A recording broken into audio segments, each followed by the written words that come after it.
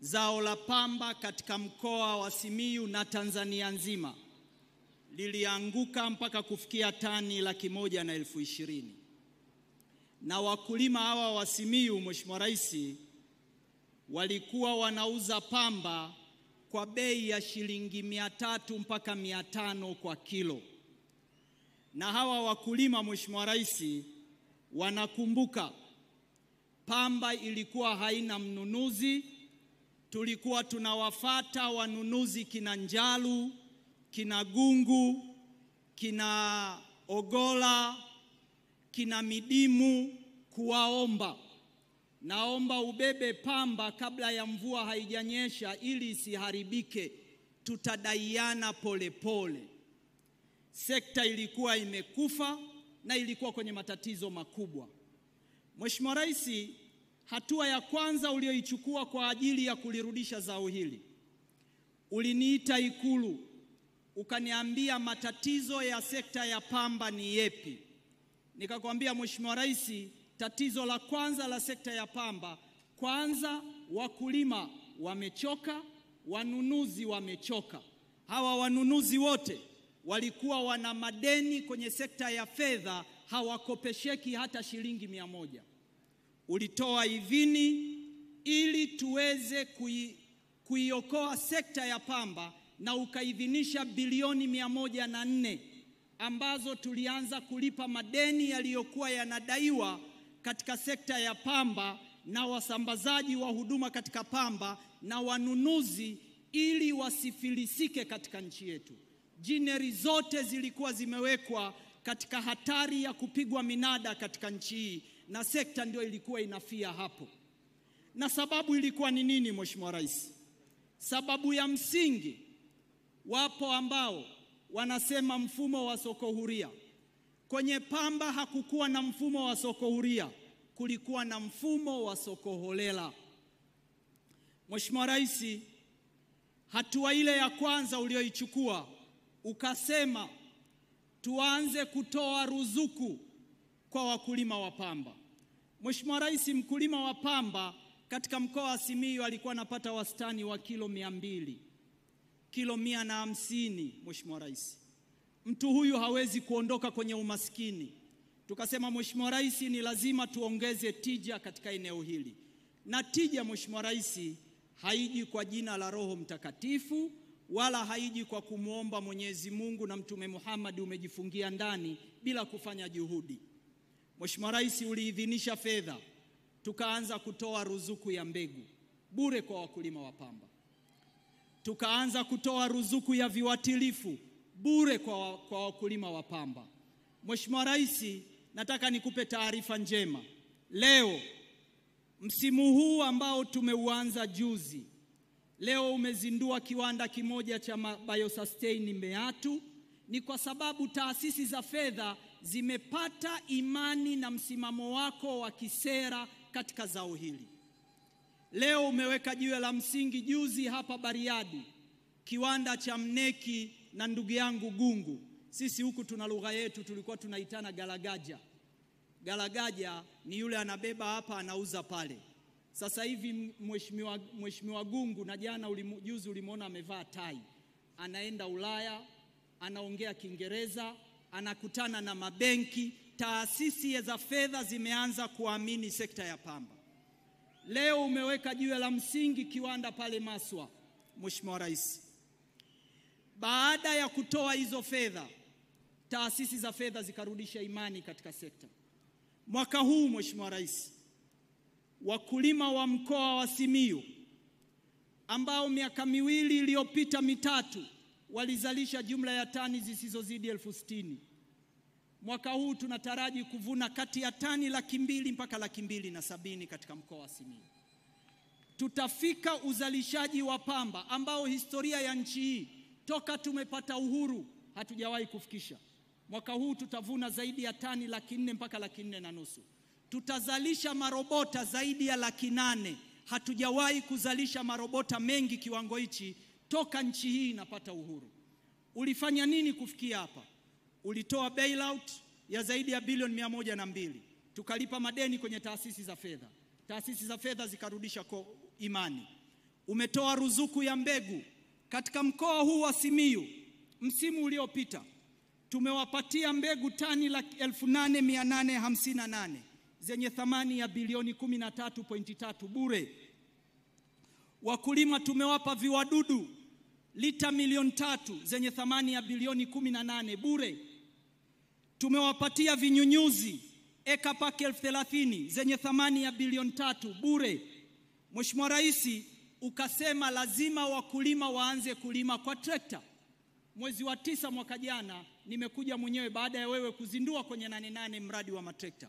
Tumeleta matrekta 205 katika mkoa huu yenye thamani ya bilioni 12. Wakulima wanalimiwa kwa bei ya shilingi 35,000 kwa bei ya ruzuku. Na umeniagiza juzi nituanunue matrekta mengine 450 ambayo matrekta 200 yatakuja mkoa wa Simiyu. Mheshimiwa Rais, haujaishia hapo. Ili tuweze kuwa na bei imara kwa wakulima wa pamba katika mkoa huu, ni lazima marobota yanayozalishwa yaende yakachakatwe na kuongeza thamani na kupunguza import bill. Ninamshukuru sana Mheshimiwa Jenista, dada yangu. Wewe ukiwa makamu wa rais, Mheshimiwa Rais, ulikuja mkoa huu wakati huo mkuu wa mkoa Mtaka, na mimi nikiwa naibu waziri, tukaenda kule Nyakabindi, ukatoa maelekezo tuanze kujenga kiwanda cha vifaa tiba katika mkoa huu. Siasa za Simiyu kama kawaida zikaingia, mradi ukakwama. Leo umenipatia fedha shilingi bilioni 10 jumla. Tunajenga industrial park ya kwanza kwa ajili ya kuanza kuchakata marobota yanayozalishwa na Jineri ndani ya mkoa wa Simiyu. Serikali itapeleka umeme, serikali itapeleka maji, serikali itajenga maghala. Wawekezaji watakuja kufunga mashine tu za kufanya uzalishaji, na marobota yote yataanza kutumika ndani ya mkoa wa Simiyu. Na tutapiga marufuku katika nchi hii uagizaji wa cotton twine, nyuzi kwa ajili ya kufungia tumbaku.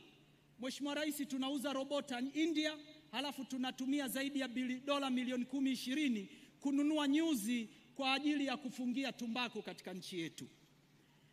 Nyuzi zote za kufungia tumbaku katika nchi hii zitazalishwa Simiyu. Vifaa tiba vyote vya pamba vitazalishwa Simiyu, Mheshimiwa Rais, na umeshatoa fedha. Na tumewaomba mkuu wa mkoa na halmashauri ya Itilima watupatie hilo eneo. Mwezi ujao tuanze kujenga na kuanza kupeleka maji na umeme katika maeneo hayo. Mheshimiwa Rais, industrial park hiyo itapewa ruzuku ya 20% ya bei ya umeme. Fedha yake tutaweka kwenye bajeti ya Wizara ya Kilimo. Viwanda vyote vitakavyochakata vifaa tiba, nyuzi za tumbaku na nyuzi zingine na bidhaa zote zinazotokana na pamba zitapata ruzuku ya 20% inayotokana na gharama za umeme itakayolipwa moja kwa moja na serikali yako kupitia Wizara ya Kilimo. Mheshimiwa Rais, hujaishia hapo. Mkoa huu mwaka huu wakulima wa pamba kwa bei ya leo, sisemi bei ya kesho na kesho kutwa, nazungumzia bei ya pamba ya leo ya 1,200. Wakiuza tani 200,000 zote, wakulima wa pamba wa mkoa huu watapata fedha kwenye mifuko yao bilioni 240. Halmashauri na serikali katika mkoa huu watapata bilioni 7.2 kama sesi katika mkoa huu. Mheshimiwa Rais, hizi ndio hatua unazochukua kuondoa umaskini kwa watu. Hakuna njia ya mkato kwenye kubadilisha shughuli za kilimo. Kilimo ni sayansi, Mheshimiwa Rais. Bei ya zao haiamuliwi kwenye mkutano wa hadhara. Bei ya zao inaamuliwa kwa kufanya hesabu na kutumia sayansi ni namna gani tunaongeza thamani ya mazao. Mheshimiwa Rais, hii hatua haiishii hapo. Mkoa huu unakabiliwa na ukame. Uliniagiza baada ya Wizara ya Maji kuanza mradi wa maji wa Ziwa Victoria. Nataka niwatangazie wananchi wa Simiyu na ukanda wa Ziwa Victoria wote, serikali inayoongozwa na Dr. Samia imetoa maagizo kuanza mradi wa maji ya umwagiliaji kutoka Lake Victoria na Lake Tanganyika ambao utahudumia jumla ya hekta milioni 3 kwa mikoa yote ya kanda ya Ziwa na mikoa ya kanda ya Magharibi inayounganishwa katika Lake Tanganyika. Na mradi huo, Mheshimiwa Rais, upembuzi yakinifu na usanifu wa kina tumeshatangaza. Kabla ya tarehe 1 Julai atakuwa ameshapatikana mshauri mwelekezi kwa ajili ya kuanza huo mradi. Mheshimiwa Rais, hatua hizi sio hatua za muda mfupi, lakini umenipa maelekezo. Mheshimiwa Rais, ukipita huku kwenye ununuzi wa pamba unakuta maghala ya Mwalimu Nyerere, mabati yameshaoza. Umenipa maelekezo kupitia bodi ya pamba. Bodi ya pamba itatangaza zabuni kwa ajili ya mkoa wa Simiyu peke yake maghala 300 kwa ajili ya kukusanyia mazao ya kilimo, na ndiyo yatatumika kwa ajili ya kukusanya pamba na sehemu ya kuuzia mazao ya kilimo. Mheshimiwa Rais, mkoa huu sasa hivi umeanza kuzalisha mbaazi na zimeanza kuvunwa sasa hivi. Nataka niwaambie wakulima wa mbaazi wa mkoa wa Simiyu, msiwe na hofu. Jana nilivyokuwa Itilima na maeneo mengine, nimesikia Galagaja wameshaanza kushusha bei ya mbaazi.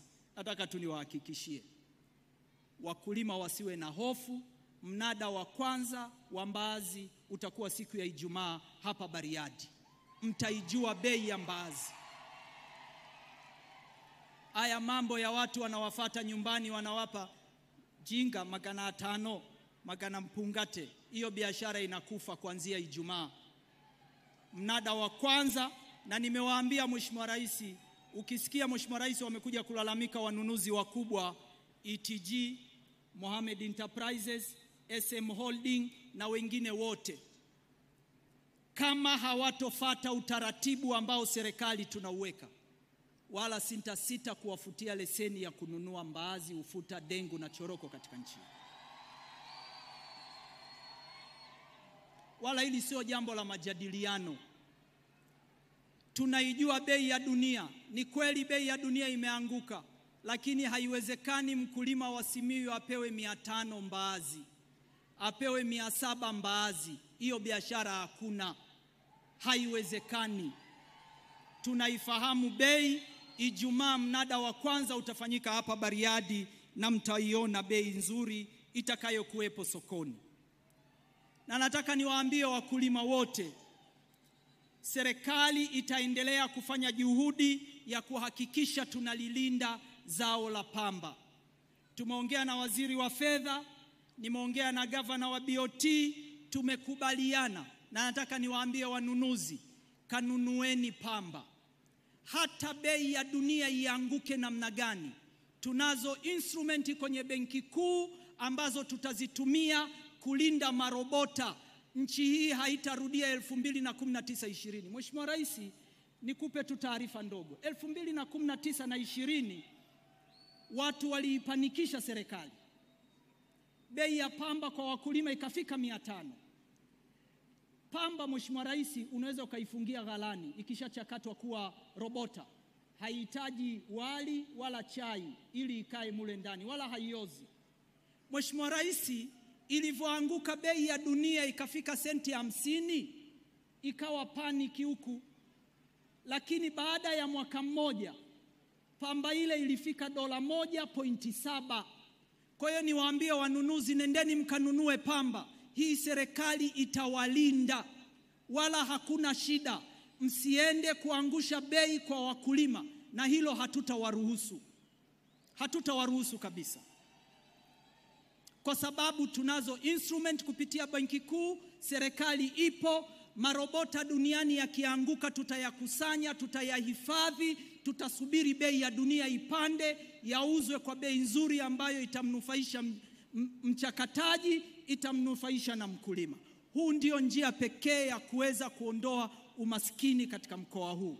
Mheshimiwa Rais, mimi natoka kwenye ukanda wa pamba na tumbaku. Korosho kwenye nchi hii imekuchukua miaka mitatu, leo korosho imenyooka. Tumbaku, Mheshimiwa Rais, imekuchukua miaka mitatu, leo tumbaku nchi yetu ni ya pili kwa uzalishaji Afrika. Tulikuwa hatupo kwenye kundi la kwanza, la pili, la tatu, la nne, la tano. Tulikuwa tunaitwa kwenye kundi la others na wengineo. Mwaka huu Mheshimiwa Rais, nchi hii inaenda kuingia top 5 ama top 7 ya wazalishaji wa pamba Afrika kwa uzalishaji wa mwaka huu. Na hatua ulizochukua ni nini? Umetoa mbegu bure, umetoa viuatilifu bure, umeajiri vijana kwa kushirikiana na sekta binafsi wa BBT 700 wanaishi vijijini. Wakulima huku sisi Wasukuma unasikia maBBT. Yaani akisema maBBT sio kwamba anayachukia. Yaani anaonyesha ule ukubwa wa jambo. Vijana zaidi ya 700 wako vijijini Mheshimiwa Rais, na wote ni graduate wa university. Wakati unaanzisha program ya BBT, watu waliona kwamba hili jambo haliwezekani. Leo wako vijijini. Umenipa maelekezo juzi wakati tunakuja Simiyu. Nikakwambia mama, naomba kidogo ufunguke tuwape mbolea bure. Umenipa maelekezo. Nataka niwatangazie wakulima wa pamba wote nchi. Tutatumia viwanda vyetu vya ndani, Minjingu na Intracom. Watazalisha mbolea maalum kwa ajili ya pamba. Tutagawa tani 30,000 na mkoa huu wa Simiyu peke yake utapata tani 15,000 na serikali itatumia bilioni 21 kuwapatia wakulima mbolea hiyo. Mheshimiwa Rais, kwa nini kama waziri wako nilikufuata na confidence kwamba naomba mbolea nigawe bure kwenye pamba? Kwa sababu ninafahamu mambo mawili. Kwanza, Simiyu hapa yupo Kenan Mheshimiwa Rais. Hatocheka na mtu. Lakini hapa ana madc jembe. Wana uwezo wa kufanya kazi masaa 24. Kina Simalenga na wenzake. Mimi naamua sana ugomvi wa Simalenga na wanunuzi wa pamba, na nataka tu niwaambie wanunuzi, mimi nitaendelea kuwa katikati yao, kati ya yeye na wanunuzi wa pamba. Tutagawa mbolea hizi bure kwa wakulima wa pamba, wazitumie kwa ajili ya kilimo cha pamba. Kama Sudani, kama Misri na maeneo mengine, mkulima anapata mpaka tani 2 kwenye ekari. Haiwezekani tukashindwa katika nchi hii. Mbegu bure, dawa bure, tumewaletea maafisa ugani wa BBT, tunatumia trekta, tunakupa mbolea, tumekuleteeni ndege za kupulizia, tumeleta matrekta ya kupulizia dawa. Ni lazima tufike angalau tani 1,000 kwa ekari kwa kila mkulima katika eneo hili. Na nchi hii itafika jumla ya tani 1,000,000. Tutaondoa umaskini wote ulioko katika mkoa wa Simiyu. Mheshimiwa Rais, na nataka niwaombe ndugu zangu wa Usukumani na ndugu zangu wakulima wa pamba, safari ya mabadiliko kwenye sekta ya kilimo sio ya betting, sio ya siasa. Hii ni sayansi na huu ni uchumi. Mfumo tulioutumia toka mwaka 93 umeshindwa kuondoa matatizo ya pamba. Tukubalini mabadiliko ya mfumo huu ambao umetusaidia kwenye kahawa, umetusaidia kwenye tumbaku, umetusaidia kwenye korosho. Tutaondoka kwenye uzalishaji wa tani 200 na tani 300, na umaskini kwa wananchi wa Simiyu utakuwa umekwisha na taifa letu litapiga hatua. Niwapeni moyo, tunaanza kujenga industrial park ile. Kwa uwezo wa Mwenyezi Mungu, ndani ya miaka 2 mitatu itakuwa imekamilika. Nchi hii haitoagiza vifaa tiba tena nje. Na kwenye mapitio ya bajeti mwaka huu, serikali imefuta VAT. Mheshimiwa Rais, nisemee hapa na ndugu zangu wa TRA wako hapa. Kuna kamtindo kameanza.